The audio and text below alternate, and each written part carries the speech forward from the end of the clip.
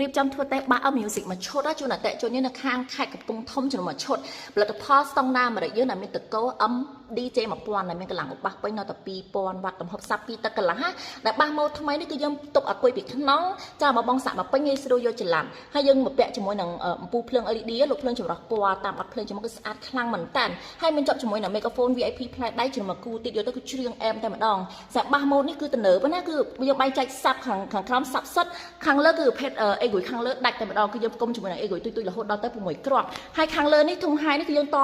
ឡើងលើ3តដល់ចាំឲ្យតខ្សែ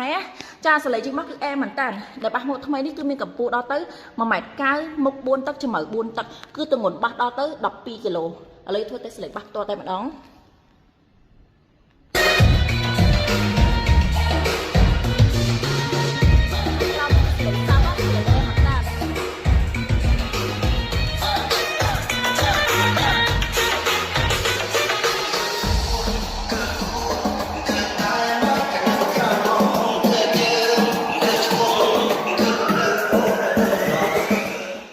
ចាសលេងអែមមែនតើ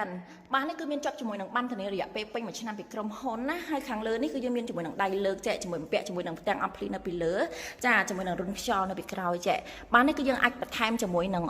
បេក្រូខ្សែឬក៏មីក្រូអេអំពីក្រោយបានណាជាមួយនឹងហ្គីតាអាចសាក់ភ្លើងនៅពីក្រោយចែកចាសអតិជននៅភ្នំពេញអាចធ្វើតែសលេងនៅទីតាំងហាងផ្ទាល់ទីតាំងហាងគឺនៅលើផ្លូវហាណូយទៅមុខធនាគារជាតិអតិជននៅតាមខេត្តសូមទុកលេខទូរស័ព្ទមន្ទីរតាំងចូលពេកស្តុកមានកំណត់សូមអរគុណ